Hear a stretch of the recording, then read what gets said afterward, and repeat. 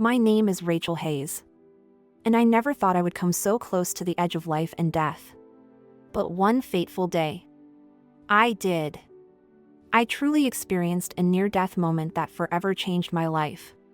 In that extraordinary encounter, I was taken beyond this world and stood in the radiant presence of Jesus Christ himself.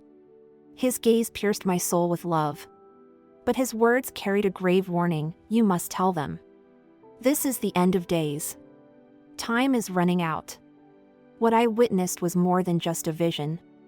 It was a divine revelation of the trials we face and the hope that still remains. Please like this video and follow this channel, as together we can spread his urgent message far and wide.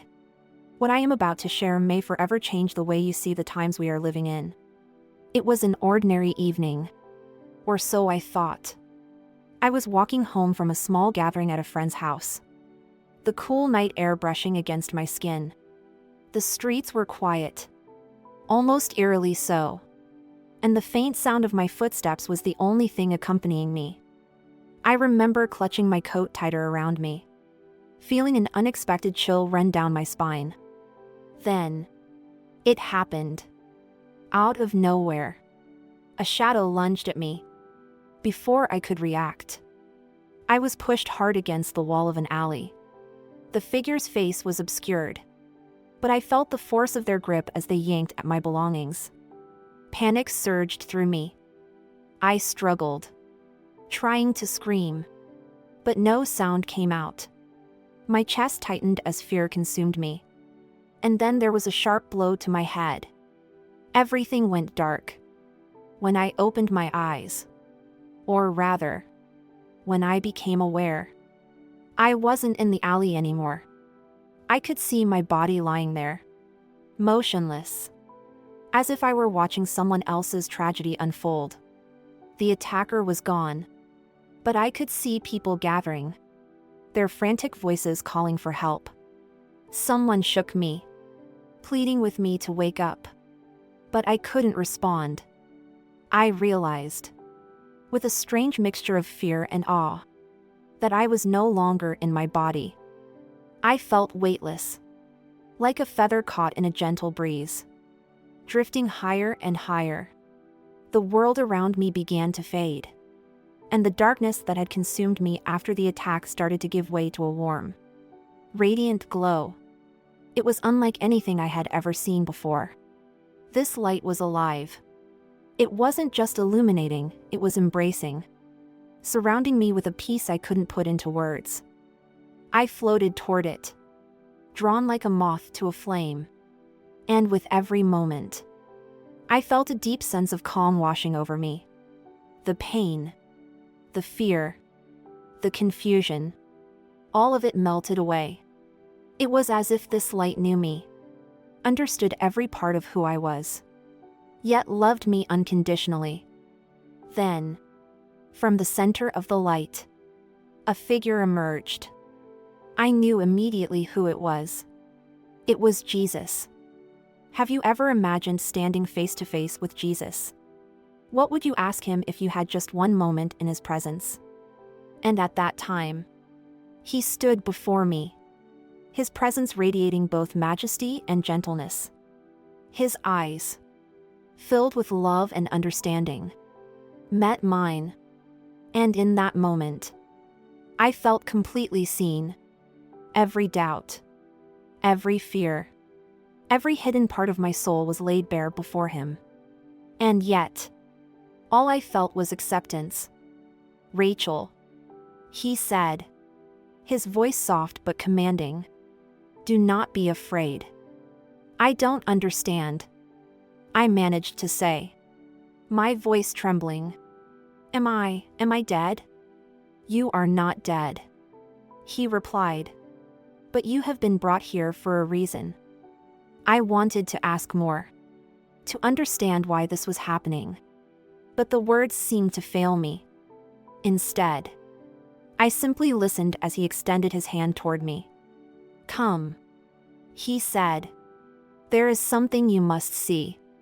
As I took his hand, the light around us began to shift. It wasn't just light anymore. It was alive. pulsating with colors that seemed to sing a melody I couldn't quite grasp. I felt as though we were moving, though there was no sense of time or space. Then, as suddenly as it had begun, the journey stopped, and I found myself standing in what felt like an entirely different realm. The air was thick, but not oppressive, and the ground beneath me seemed both solid and fluid at the same time. Everything glowed faintly, as though the very essence of this place was infused with light. Yet, despite the beauty around me, I felt a weight in my chest, a heaviness that I couldn't ignore. "This," Jesus said, gesturing around us, "is where souls are prepared for their purpose. And you, Rachel, have a purpose that must be fulfilled." "Why me?" I asked, barely able to meet his gaze. "I'm no one special. I'm just me. You are exactly who you are meant to be," he replied, his voice carrying a warmth that eased my doubts. "I do not call the perfect, I perfect the called. And you have been called, Rachel." Tears welled up in my eyes as his words sank in. "But what is it you want me to do?" "To warn them," he said simply. "To tell them that the time is near. That the world is standing on the brink of the end of days. Many will not listen, but some will. And those few can make all the difference." His words filled me with a mix of emotions: fear, humility, and an overwhelming sense of responsibility. "But how can I make them believe me?" I asked. "Speak the truth," he said. "What you have seen and heard is enough. My spirit will guide you, and those who are meant to hear will listen. Right now, you cannot imagine the horrifying vision that God has shown me. Our alarming future is gradually emerging." I held tightly to Jesus' hand as the surrounding light faded, giving way to a gloomy, oppressive scene. Towering buildings cast long shadows on the ground. But instead of the warm glow of the sun, there was only a chilling darkness that gnawed at my soul. The sky was shrouded in thick gray clouds, as if they sought to swallow every last shred of hope. No birds flew. No children laughed. Only the incessant wailing of ambulance sirens filled the air, a relentless symphony of despair. Beneath us, the once bustling streets were eerily deserted. Figures shuffled aimlessly, their faces gaunt and eyes hollow with fear and confusion. I saw long lines of people waiting outside hospitals, their expressions pale and exhausted. Some lay sprawled on the sidewalks, their breaths shallow, eyes closed in surrender. A pervasive sense of helplessness enveloped them. "Lord, what has happened to them?" I asked, my voice trembling. Jesus didn't answer immediately. His gaze held a profound sorrow, mixed with a boundless love. We walked past makeshift field hospitals set up in parking lots. Thousands of cots were lined up, each occupied by motionless figures covered with thin white sheets. The air was heavy with the acrid scent of disinfectant and the unmistakable presence of death. A young woman clutched a lifeless child to her chest. The child's skin was pale, waxy. The mother's sobs were muffled, as if she no longer had the strength to wail aloud. Her voice cracked with despair. "Why? Why is this happening?" I wanted to approach her, to hold her and whisper that everything would be all right. But I couldn't. I could only stand there, absorbing the pain and loss that suffused the air. Nearby, supermarkets had descended into chaos beyond comprehension. People pushed and shoved, fighting over bags of rice, bottles of water, anything they could grab. The shelves were stripped bare, littered with torn packaging. A man with bloodshot eyes clutched a carton of milk, shouting furiously as a woman tried to wrench it from his grasp. Children screamed in terror and hunger. "Save my child," a mother screamed as she was shoved to the floor. She struggled to get up, But the frenzied crowd gave her no chance. Jesus gently placed his hand on my shoulder. They have been jolted awake from their illusion of security. The world they thought was stable is crumbling. And when they have nothing left to hold on to, they will realize that faith is the only thing that cannot be taken away. I saw the streets strewn with trash and lifeless bodies. People who never made it to the overcrowded hospitals. People who had been forgotten. Small fires flickered at street corners, where people burned garbage or huddled for warmth against the bone-chilling cold. Abandoned homes stood with shattered windows, their interiors dark and lifeless. On a crumbling wall, scrawled in red paint, I read the words, "We have been abandoned." Fear permeated everything. Yet, amid the chaos, I saw small groups of people kneeling in prayer. They held hands, tears streaming down their faces. But in their eyes, I saw a different light, a light of unwavering hope and faith. Jesus pointed to them and said, "These people know that salvation does not lie in human hands or worldly systems. They understand that I am the only refuge in this storm." We continued walking, and I saw quarantine zones enclosed by barbed wire fences. Inside were those gravely ill, their eyes filled with despair as they peered through the gaps in the wire, knowing they would never leave that place alive. Above us, drones hovered ominously, their low hum a constant threat. They monitored every movement, seeking out those who defied the lockdown orders. Anyone caught was taken away, their fate unknown. My heart clenched with sorrow. Lord, is there any hope left for them? He turned to me, his eyes gentle yet firm. Rachel, tell them that time is running out. They must prepare both spiritually and physically for these trials. Call them back to me, so that when everything collapses, they will still have a safe refuge. I nodded, tears streaming down my face. These apocalyptic visions were not just warnings, they were a final call to awaken. A divine message of urgency. The choice lay with us: to descend into chaos and despair, or to cling tightly to faith and find life in Christ. And I knew. My mission was clear. I had to tell them, before it was too late. What would you do if you knew time was running out? Are you ready to face these trials? Or will you cling to the hope and refuge that only faith can provide? Slow down and take a breath. Because what we believed impossible is just beginning. God took my hand and led me into another vision. A chilling darkness. Not born of nature, but woven by human hands. The unveiling of spiritual portals. Suddenly, the air around me felt dense and cold. Like a thick, invisible fog clinging to my skin. The light dimmed, giving way to shadows that writhed and shifted with a life of their own. In front of us, I saw portals, like swirling vortexes of dark energy, torn open between our world and another realm. Each portal pulsed with an ominous glow, its edges crackling with a chaotic energy that seemed to bleed into everything it touched. From these portals, lost and tormented souls began to emerge. They stumbled forward, their faces twisted in agony and confusion. They were not fully human. Not anymore. Their eyes, hollow and black, stared blankly as they drifted into the streets. Some screamed without sound, others whispered frantically, their words unintelligible yet filled with despair.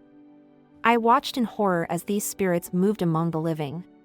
Unseen by most, they lingered near people who were already teetering on the brink of darkness.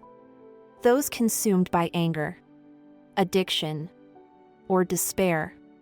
The spirit's presence seemed to amplify the darkness within these people, feeding on it like parasites. Acts of violence erupted wherever the spirits lingered. I saw a man in a fit of blind rage attack a stranger over a trivial dispute. His eyes glazed, his actions mechanical, as if controlled by an invisible hand. A woman collapsed on the sidewalk, sobbing uncontrollably as shadows wrapped around her like chains. Her cries were a melody of hopelessness. I turned to Jesus, my voice trembling. Lord, why is this happening? His eyes, filled with both sorrow and resolve, met mine. This is the consequence of turning away from me.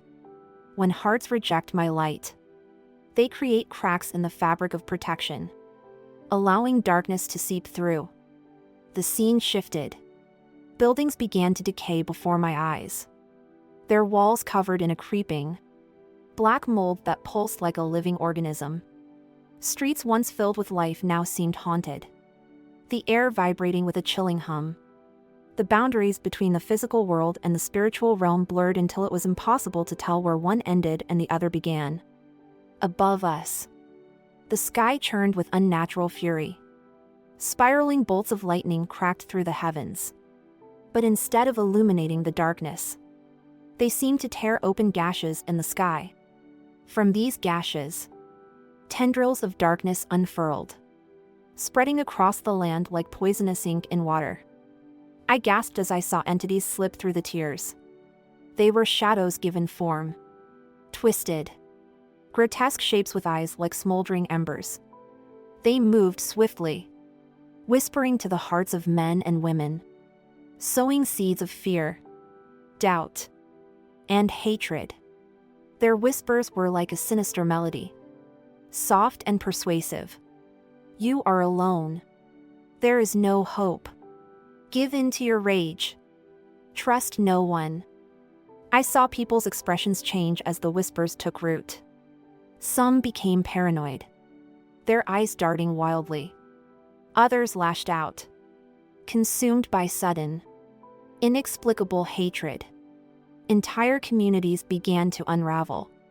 Riots erupted without warning, neighbors turned on each other with primal fury. The air was thick with screams, the sound of breaking glass, and the metallic scent of blood. In the midst of this chaos, a small group of people stood unmoved. They knelt together, heads bowed, hands clasped tightly in prayer.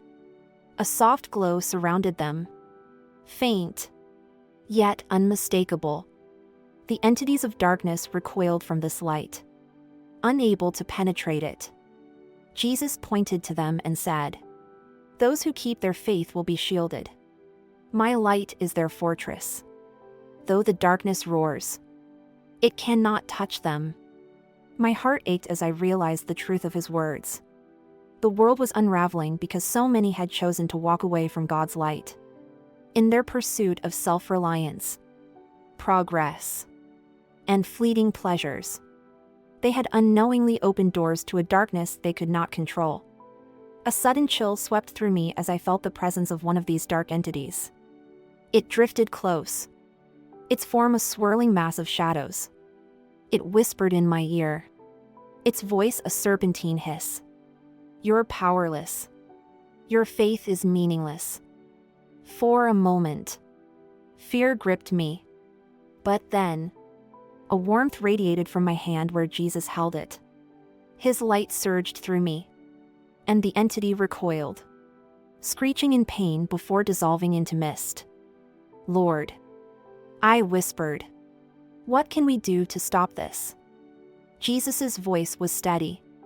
"Warn them. Tell them to guard their hearts and minds. The deception will come disguised as convenience, as enlightenment, as progress. But beneath the surface lies destruction.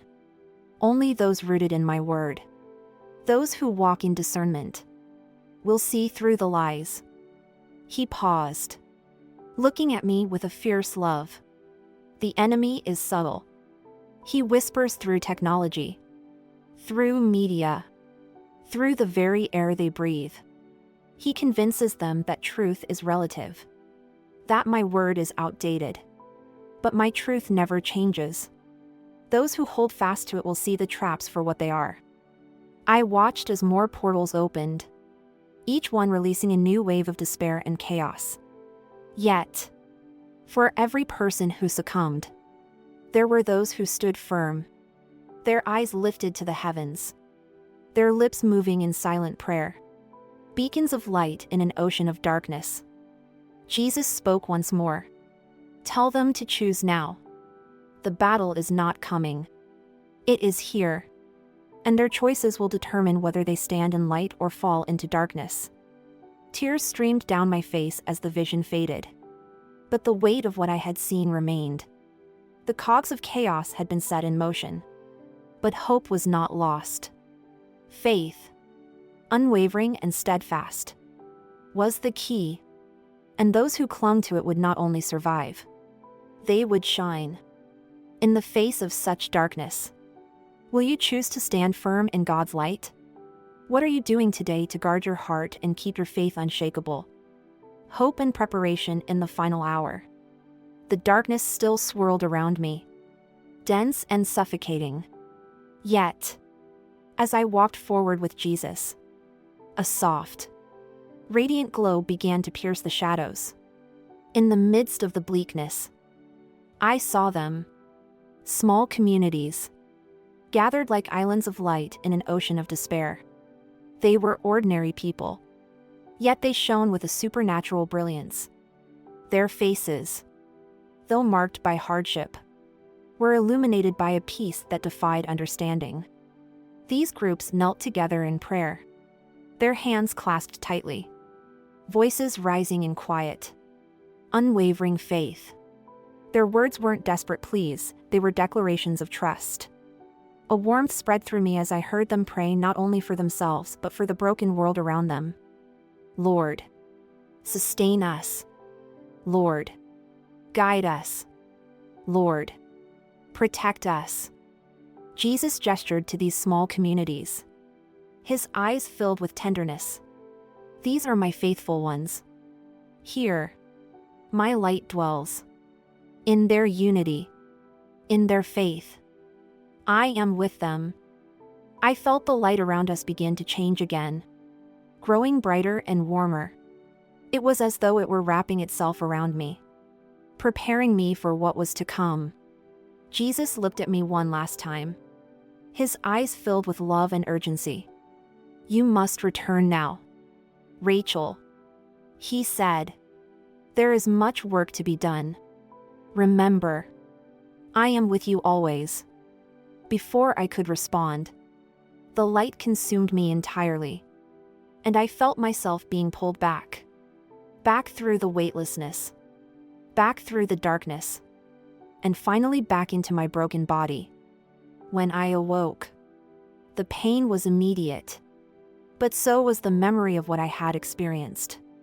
This wasn't just a dream or a hallucination. It was real. I had been in the presence of Jesus, and he had entrusted me with a mission that I could not ignore. Though I was weak, lying there in that hospital bed, I felt a fire burning within me, a fire of purpose, of faith, and of hope. I knew my life would never be the same again. I watched as miracles unfolded before my eyes. In one corner, a mother held an empty basket, her face etched with worry. The community gathered around her, lifting their hands toward heaven. When she looked back down, the basket overflowed with bread, more than enough to feed her children and others nearby. A man, pale and trembling from illness, sat surrounded by the faithful. Their prayers were soft but powerful, like a steady stream of water flowing over dry earth. Moments later, color returned to his cheeks, and he stood, tears streaming down his face, completely healed. In another scene, a young girl shivered in the cold. An elder wrapped her in a cloak, but as they embraced, the cloak multiplied, providing warmth to others who huddled nearby. The light in these communities was alive, pulsating with love, generosity, and divine protection. These miracles weren't loud or dramatic. They happened quietly, almost humbly, but their impact was profound. The darkness could not penetrate the borders of these communities. The evil entities I had seen earlier shrank back, hissing in frustration, unable to approach the glow of divine presence. Jesus' voice broke through my awe. Tell them, Rachel, tell them to build these communities. In their unity and faith, they will find my protection. The world will crumble, but my people, bound together in love, will endure. I nodded, my heart swelling with resolve. This was the hope, the only hope. The world systems, its governments, its technology, all would fail.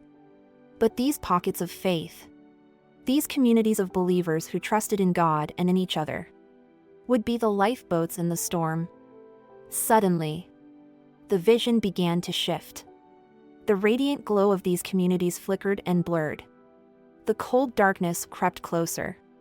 But just as it threatened to engulf me, I felt a surge of warmth from Jesus' hand. A rush of wind, both gentle and powerful, surrounded us. The light from these communities seemed to gather together, swirling around us like a protective barrier. I felt myself being pulled backward, away from the vision. The swirling darkness grew distant. The echoes of prayers faded, and the glow of the faithful dimmed until all I saw was a blinding, pure light. When I opened my eyes, I was lying on my back, staring at the ceiling of my room. My heart pounded in my chest, my body trembling. The air felt heavy, as if reality itself had shifted. I sat up, gasping, tears streaming down my face. The weight of what I had seen pressed on my spirit. The darkness was real. The collapse was imminent. But so was the hope. The vision was no dream, it was a commission. A divine mandate that could not be ignored. I stumbled to my feet, still feeling the warmth of Jesus' presence. The world outside my window looked the same. Cars drove by. People walked their dogs. Children played. But I knew the truth. Beneath the surface, the cracks were deepening. The storm was coming. I knew that many wouldn't believe me. They would dismiss my words as paranoia, as the ramblings of someone who had a strange dream. But their doubt didn't matter. My mission was clear. I had been shown the truth, and whether they accepted it or not, I had to speak it. I whispered to myself, my voice steady despite the tears. I will tell them. I will warn them. I thought of the small, radiant communities I had seen, their light holding back the dark. That light wasn't just for a select few. It was for anyone who would choose faith, who would choose to prepare their hearts and stand firm. This was the last call to unity, to prayer, to unwavering trust in God. The words of Jesus echoed in my mind. Do not be afraid. I am with you always, even to the end of the age. I felt a surge of strength flow through me. This was the hope I needed to share. That no matter how deep the darkness, God's light would never be extinguished for those who chose to cling to Him. Miracles would still happen. Protection would still come. And peace would still reign in the hearts of the faithful. I stepped to the window and looked out, seeing not just the world as it was, but as it could be. A place where light still shone, where faith could still thrive. The responsibility was immense, but my resolve was stronger. I took a deep breath and whispered, Lord, I'm ready. Even if they don't believe, I will speak. I will shine your light in the darkness. Because hope, no matter how fragile it seemed, was the most powerful weapon we had left. And through that hope, I knew that God's promises would prevail. In these trying times, I invite each of you to take a moment to pray. The darkness may feel overwhelming, but remember, God's light is stronger than any shadow. He has promised to be with us always, to guide and protect those who place their trust in Him. Now more than ever, let us turn to Him with unwavering faith, seeking His guidance and preparing our hearts for His return. Let us build our lives upon His word. Let us come together as a community of believers, supporting and encouraging one another through prayer, love, and kindness. In doing so, we become beacons of hope, spreading His light in a world desperate for truth and salvation. Remember, no matter how deep the darkness, we are never alone. God is with us, and His love endures forever. I ask you now, wherever you are, to join me in prayer. Heavenly Father, we thank You for Your unfailing love and grace. Strengthen our hearts and minds so that we may stand firm in faith. Guide us through these difficult times and use us to shine Your light. We trust in Your promises and await Your glorious return. In Jesus' name, we pray. Amen. If this message has touched your heart, I encourage you to share your thoughts and prayers in the comments below. Your words might uplift someone who needs hope today. And please, don't forget to like, subscribe, and click the notification bell so you won't miss future messages of faith, love, and God's truth. Together, let's keep spreading His peace and light to all who need it. God bless you all.